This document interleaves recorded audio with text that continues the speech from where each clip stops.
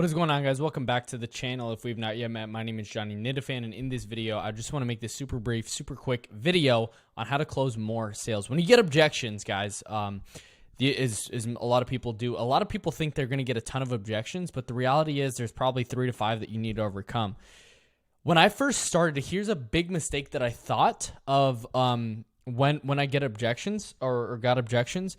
The thing that I thought of is that I needed to overcome the objection right away. And if I said something little, I would be able to just overcome anything. If I said these magical words or magical phrase or magical sentence, that I could be able to overcome any single objection that comes up.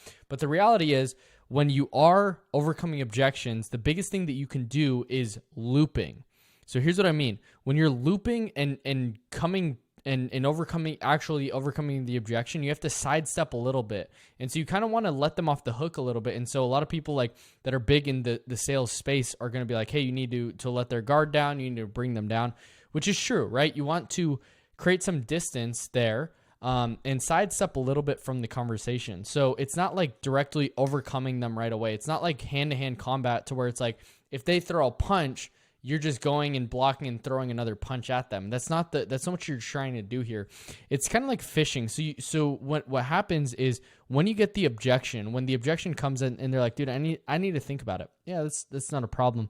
Can I ask, like, when you say, like, I definitely want you to go and really think through this decision, right? Because getting this policy is a lot.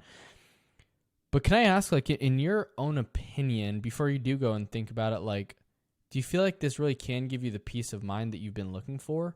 Or you ask, like, what? Yeah, like, that's not a problem. I definitely want you to go think about it. But what specifically did you, I guess, want to think about? Like, what was it, the price of the policy, or was it the face? Like, what specifically were you wanting to, I guess, think about? And so asking these certain questions, like figuring out, okay, what is the actual objection? The reason why you kind of sidestep a little bit. Okay, so you said you want $50,000 of coverage. Can I ask, like, how'd you come to that number? Like, what made you feel like 50,000 will give you that peace of mind? Why not 40,000? Okay, so you're wanting just to, okay, real quick, before I ask that, do you have any coverage in place currently? No. Okay, great. So you don't have any coverage. Were you looking to leave a little extra or just kind of cover the burial? Just cover the burial. Okay, great. So you're just looking to cover the burial and not leave a little extra for your family. Okay, great. So I guess for you, like, do you feel like burials cost 50,000? Because I guess I'm just confused here. Because you said you just want the burial taken care of, and that would be like paying for like 3 or 4 different burials. Like, can you walk me through that a little bit? Like, what's kind of the rationale behind getting a $50,000 policy, or like why you even want to kind of go down that route? And they'll say whatever they do. Then you can sidestep a little bit, but like, see how I ask certain questions? Like, it's not like, hey, they just want $50,000. Like, what? I need to understand a few things before I even overcome this objection. I need to figure out, like, do they have any coverage currently? Are they looking for anything specific? Why 50,000? Like, in the first place, why not 40,000? Right? Are they looking to cover the burial or leave a little extra? Like, because that'll help actually solve their problem. And so this is like very specific. It's not just like one word answer or one like line that closes anybody and really helps anybody and really sells anybody. But it just comes down to, okay, what is their problem, and like, how can we actually help them in an affordable way, right? So when they're wanting to shop around, yeah, that's not a problem. I guess for you, like, were you looking to just kind of cover the burial or just cover the cremation? Like, were you looking to go down the cremation route or the burial route?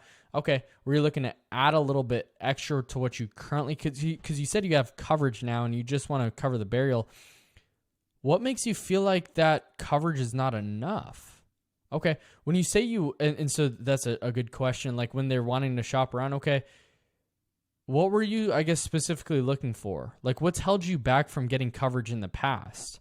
Has it just been like you haven't found anything that can get you approved, or kind of walk me through that a little bit. So objections, when you're getting them, it's just anything that's not yes. That's an objection. If they want to think about it, talk to spouse, it's too expensive, they want to shop around. Literally anything in the books. Hey, I need to go. I'm too busy. Call me back later. Blah, blah, blah, blah, blah. Those are all objections. Anything that is not a yes. Hey, call me back. I definitely want to do this 100%. Call me back on the first. Okay, not a problem at all. I definitely can do that. And I'm actually going to set you on my calendar. What time would be best for you? You set a time? Okay. And I guess before I let you go, because I have to hop into my next appointment here, but before I let you go, what was it specifically that makes you want to wait, I guess? And then you can figure out, okay, is it a money issue? Like, are they thinking about something? What's wanting them to stall? Do they feel like they have to pay today? Because you don't have to pay today. I guess I'm kind of confused. Like, what's going to be different then as opposed to now, would you say? Or how you feel? Like, what's kind of different then? So asking these certain questions is not like one word track that's going to overcome any objection, but it's kind of sidestepping and going out a little bit and then coming back around to it. So you figure out, okay, what specifically is the objection? Is it a price objection? Is it a logistic objection? Is it a partner that they're scared objection? Is it a fear objection? Like they've never had a policy in the first place, or they've never had a policy ever. So they're scared to take that first step. Is it scared that they don't trust me? This is why there's no just one way to overcome a think about it. You have to figure out, okay, what are they wanting to think about? What it makes them feel like they actually need to think about it. Like what part did I miss? And so that's kind of my mindset. I don't say that, but that's how you go. And then all of a sudden, once you start getting a little by little by little, then you actually come full loop and circle back around to the, hey, like asking them to buy again. And so asking them like you don't want to just ask right away and just be combative. If you just are trying to memorize word tracks to overcome objections, you're creating a lot of resistance. You're creating a lot of distance between you guys. You need to get closer again with the prospect, and you need to know, they need to know that you're on their side and you're with them right there. So that's why you ask certain questions. Yeah, that's not a problem. Let them off the hook. Make them feel like they're let go. I remember talking to one of my friends, and he's like, they almost got me. And the funny thing about that is I was like, the guy must have been persuading, but there must have been like an objection there that was unsaid. And so let them go. Let them feel like they're gone, but then come back, because once you do that, you can actually find the real objection. So when you're handling objections, a lot of people, the mistake that they make, and especially life insurance agents, the reason why 92% of life insurance agents fail is because they don't actually know the objection that they're overcoming. They don't know exactly what needs to be overcome. Is it the think about it?